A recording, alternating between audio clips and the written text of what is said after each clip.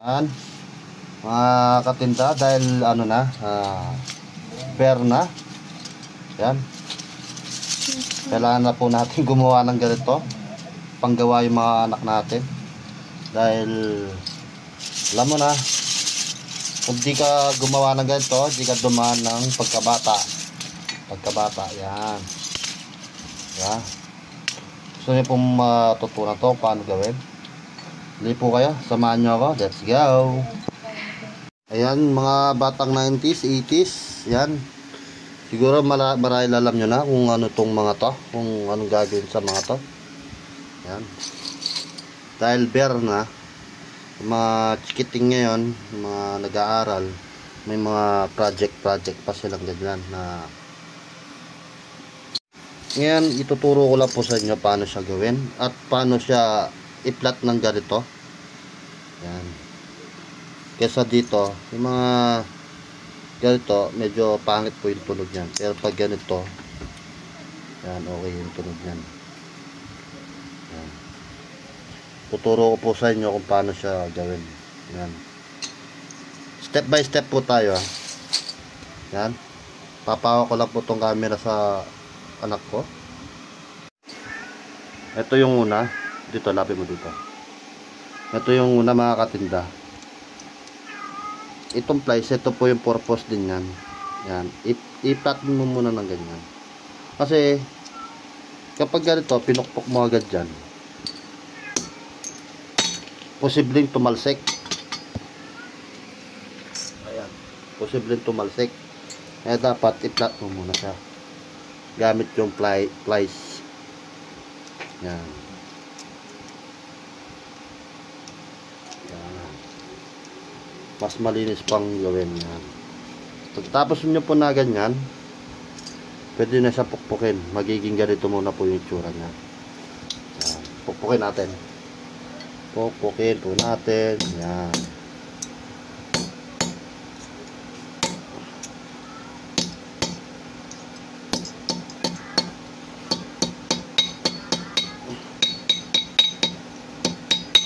Medyo mas madali po siyang gawin, di ba?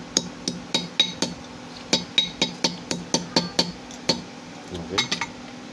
Kuha po tayo dito. Ayan. Katulad na po sila, di ba? And naituro ko na po sa inyo kung paano siya, ano yun, tawag doon, pitpitin. Ito na po yung gagawin natin pagkatapos mapitpit.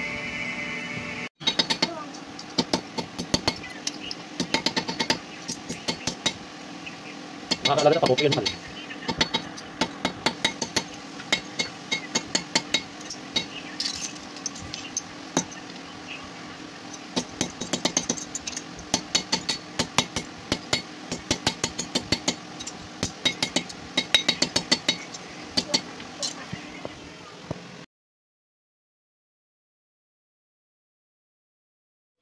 Yan, mga katinda, na nakapitpit na tayo ganito karami.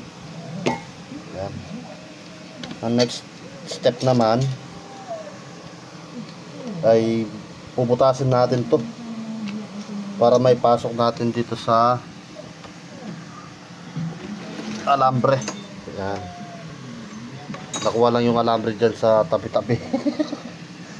Yan. Ito yung mga pambutas na gagamitin. Ha? Tara, butasin na natin. Let's go! Yan, mga katinda, yan, bubutasin na natin to. Yan. Ayan, yung pako, dilagay ko lang sa plies para in case emergency, di tayo mapukpok.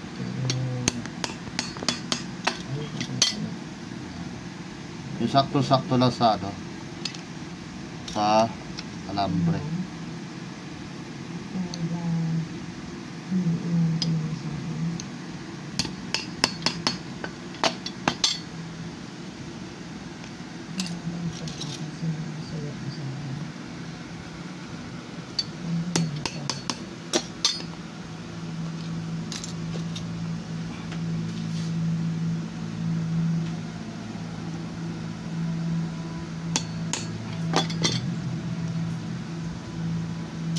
Yan, nakaapat na tayo. Nakaapat na. time lapse na natin.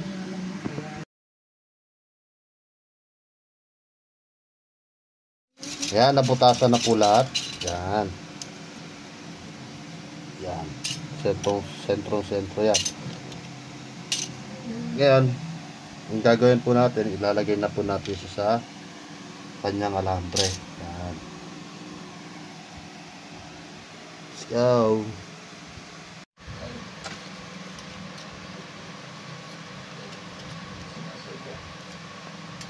Alambre.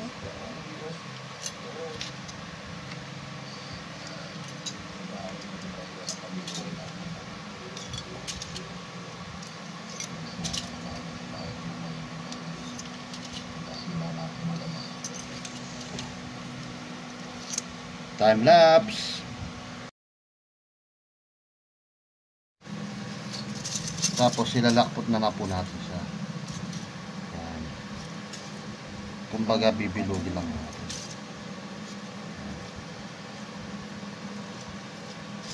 Sapula natin. Yan. Ilalak lang po natin dito, ha. Yan. Kamay-kamay muna, kamay-kamay.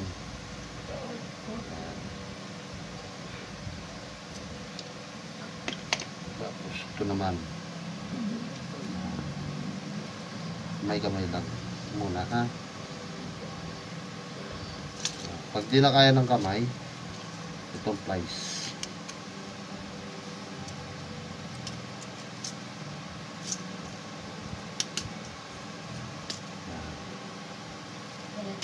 Kinakain. Tuloy natin yung sobra.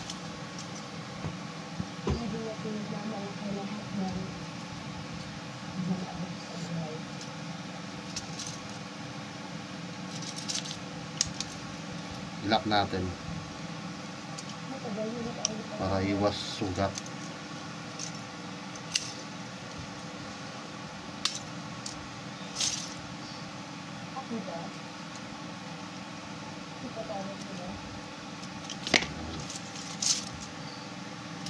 Piloto lang natin.